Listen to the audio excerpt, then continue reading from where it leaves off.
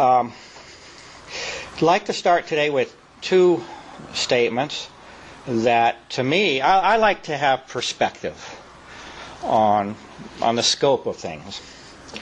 And there's a couple statements that I'd like to make that they help me gain some perspective. And the first one involves a statement by the Zoological Society of London that came out last year. It was in May of last year. Now, what I've done is take this statement and I paraphrase it in a way that, again, gives me some sense of perspective. And here's how I do it, and we could actually just read the statement if you want. But my paraphrasing of their statement is that if you were to take the entire known history of mankind by conventional science, we have many different ways of looking at things, but if you accept conventional science on the history of mankind, they have them there roughly 1.5 million years of the first human being.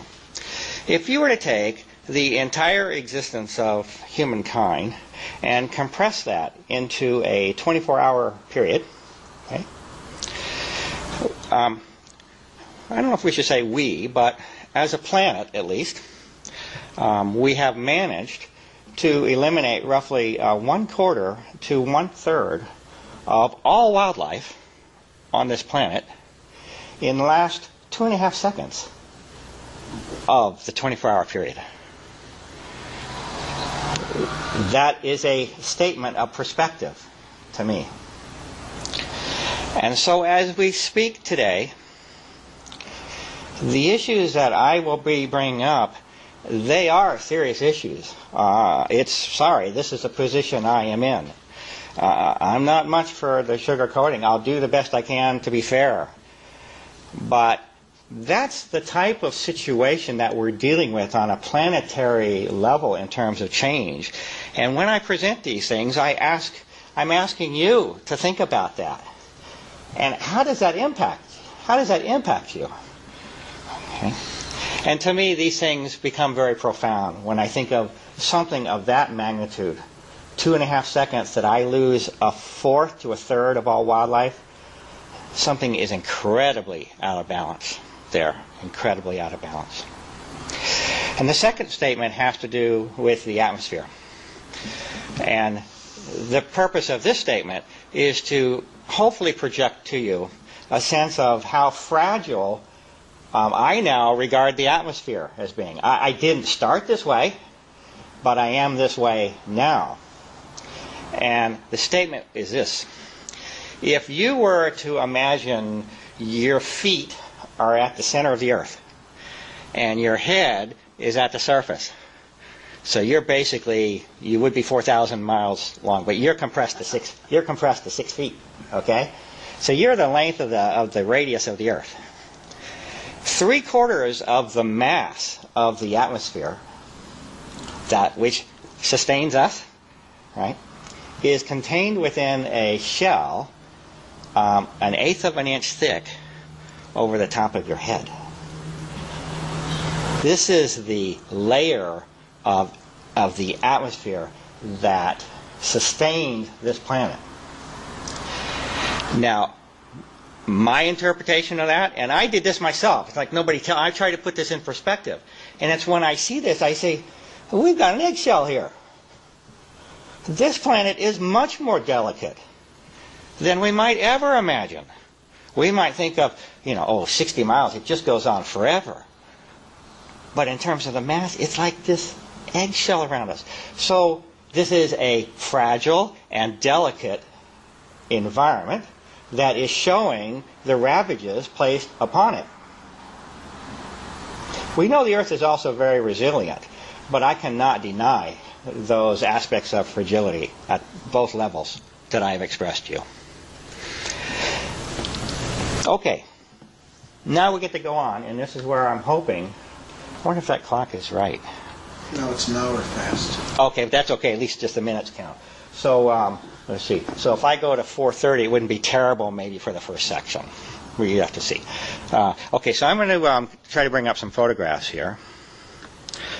And I'm going to let these pictures drive the conversation as much as I can. see if we can get this to work for us. Ooh, you can see? Okay, this will be a chronology, with 12 years of research. This is going to be a chronology of this first half, which is going to cover primarily the physical aspects of this issue, planetary aspects and physical aspects. And I will start out with a central claim that I make. And you don't have to accept this claim. I'm not out to persuade any of you particularly. I am out to give you information the best that I can. I am after soliciting your critical thinking and your engagement in this issue, and for you to reach decisions about whether or not you believe the subject of this presentation is real or not. But I'm not out to decide that for you, but I sure as heck am going to try to give you information the best that I can to let you know that I certainly know that it's real from my existence.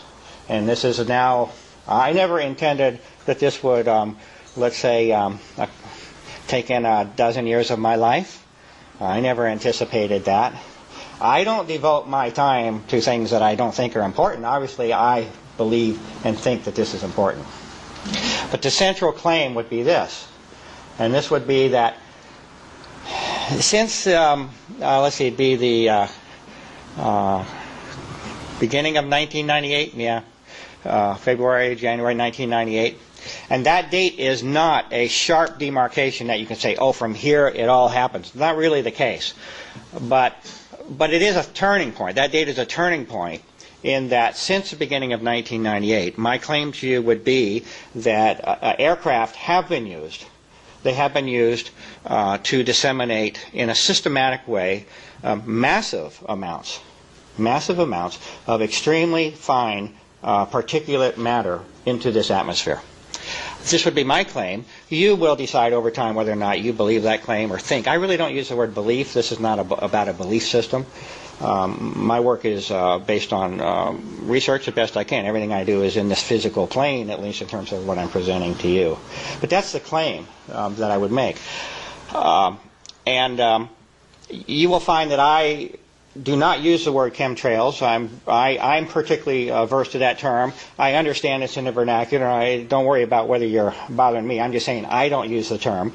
And the reason is a couple-fold. But number one, if we are to communicate on a general level at all levels of society, we have to have language that we can agree upon.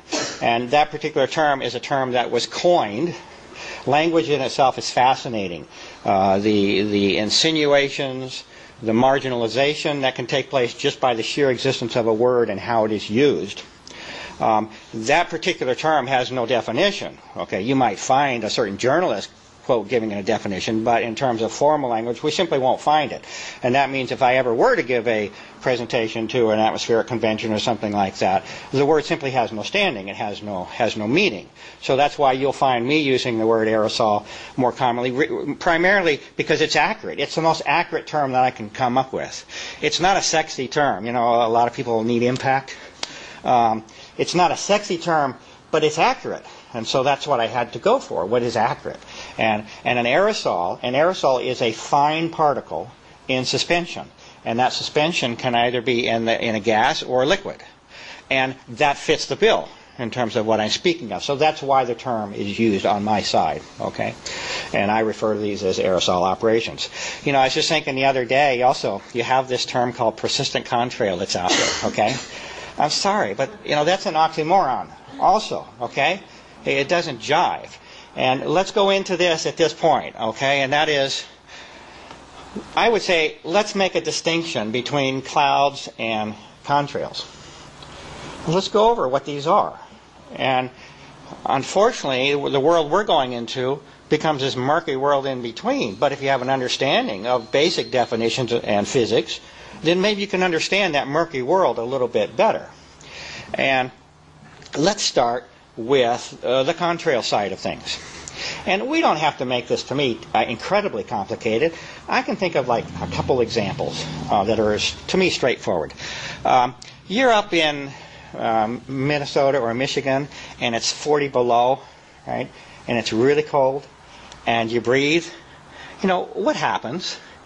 To me, it's not that complicated. You know, and it's interesting. Of course, everything's interesting. But what happened?